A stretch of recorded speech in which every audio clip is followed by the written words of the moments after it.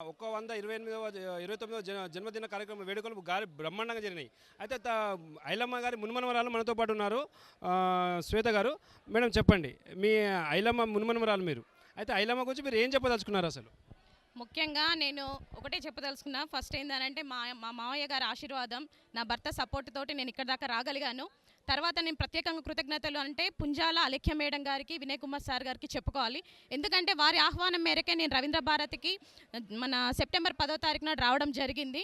అక్కడికి వచ్చాక నేను మంత్రులతోటి, మినిస్టర్, మన ముఖ్యమంత్రి గారితో సమానంగా ఈ వేదిక మీద కూర్చోవడము, అప్పటికప్పుడు మా కోటి మహిళా విశ్వవిద్యాలయానికి అమ్మ పేరు పెట్టడము, నాకు కూడా మహిళా కమిషన్ మెంబర్గా అనౌన్స్ చేయడం అనేది మాకు ఒక కళ. అది మేము ఎప్పటికది మర్చిపోము. మళ్ళీ కాంగ్రెస్ పార్టీకి కూడా మేము రుణపడి ఉంటామనేసి నేను ప్రత్యేకంగా తెలియజేసుకుంటున్నాను. నేను మన ఐలమ్మ గారి ముని మనవరాలుగా అయినందుకు చాలా గర్వపడుతున్నాను ఫస్ట్.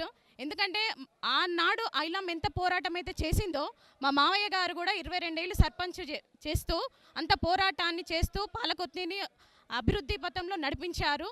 ఐలమ్మ యొక్క ఆశయాలను తను ముందుకు తీసుకెళ్లారు. ఇప్పుడు అదే ఆశయంతో నేను ఆమె వారసురాలిగా, మా మామయ్య యొక్క వారసురాలిగా నేను ముందుకు వస్తున్నాను ఇవాళ. ఎందుకంటే బడుగు బలహీన వర్గాల వారి కోసం ఆనాడు ఐలమ్మ ఏ రకంగా అయితే పోరాటం చేసిందో, ఈరోజు నేను కూడా అదే విధంగా పోరాటం చేయాలని అనుకుంటున్నాను. మహిళలకు ముఖ్యంగా ఎక్కడ ఏం జరిగినా కూడా నేను ఉండాలి. ఎందుకంటే ఆనాడు ఐలమ్మ ఎలా అయితే పోరాటం చేసి ముందుకెళ్ళిందో, ఈరోజు నేను ఒక ఐలమ్మ లెక్క అవతారం ఎత్తాలనేసి ఆలోచనకు వచ్చాను సార్. ఓకే, అంతేకాకుండా ఇప్పుడు గత ప్రభుత్వం కూడా 10 సంవత్సరాలు రాజకీయంలో ఉంది.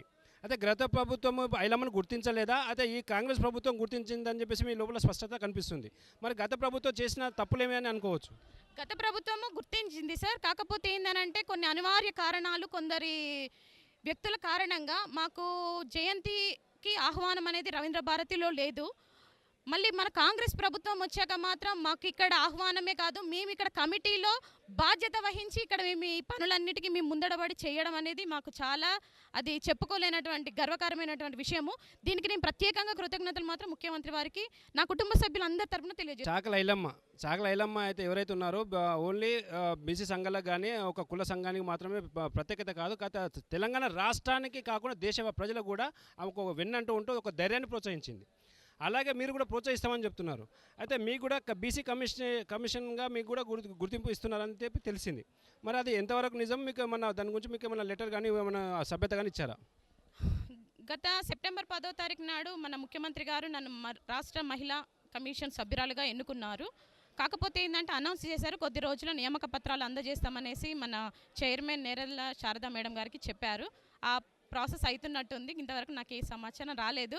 ఎందుకనంటే సీఎం గారు మాట ఇచ్చారంటే అది ఖచ్చితంగా జరుగుతుంది. ఓపికతో వెయిట్ చేస్తా. అలాగే మీరు మరి ఇంకా మిగతా ప్రజలు కూడా మీరు ఏం చెప్పదలుచుకున్నారు? ముఖ్యంగా చాలా వరకు రజకులనే అని కాదు, బడుగు బలహీన వర్గాల వారి మీద కూడా చాలా రకాలమైనటువంటి ఒక రకమైన నీచక పర్వతమైనటువంటి ఒక ఎక్కడ కూడా వాళ్ళని అనగారి వర్గాల లెక్క తొక్కిపారేయాలని ఆలోచనలు చేస్తున్నారు. కాకపోతే ఏంటంటే మేము దేంట్లో కూడా తక్కువ కాదు. అది విద్యనే కానీ, వైద్య, ఆరోగ్య, రాజకీయ పరంగా కూడా మేము అన్నింట్లో ముందుంటాము. మా సత్తా ఏందనేది మేము చాటి చూపిస్తాము. చివరిగా ఎవరైతే మీ అవ్వగారు ఉన్నారో, అవ్వనే చెప్పవచ్చు మన తెలుగు భాషలో, మన తెలంగాణ భాషలో అవ్వనే చెప్పవచ్చు. అయితే మీ అవ్వగారి పేరు ఇప్పుడు ఐలమ్మ గారి పేరు కాలేజీలకు పెట్టడం జరుగుతుంది.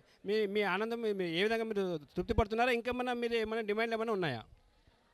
మేము తృప్తి పడమంటే మనిషికి ఆశాజీవి కాబట్టి ఏంటంటే మాకు ఒక్కటే కోరిక, ట్యాంక్ బండ్ మీద ఐలమ్మ విగ్రహం పెడితే చాలు, మాకు ఏదొద్దు. డిమాండ్లు అనంటే మా రజకులను అన్ని విధాలుగా ప్రభుత్వం ఆదుకుంటే అంతే చాలు. ఇక ముఖ్యంగా ఎందుకనంటే నేను ఒక రజక బిడ్డను కాబట్టి మా పాలకుర్తిలో కూడా ఒక మహిళా డిగ్రీ కాలేజ్ ఏర్పాటు చేయాలనేసి నేను గతంలో మన మంత్రి పొన్నం ప్రభాకర్ గారిని అడిగాము. చూస్తామన్నారు. కాకపోతే ఎకరం భూమి ఇచ్చారు ఐలమ్మది ఒక స్మారక భవనం ఏర్పాటు చేయడానికి.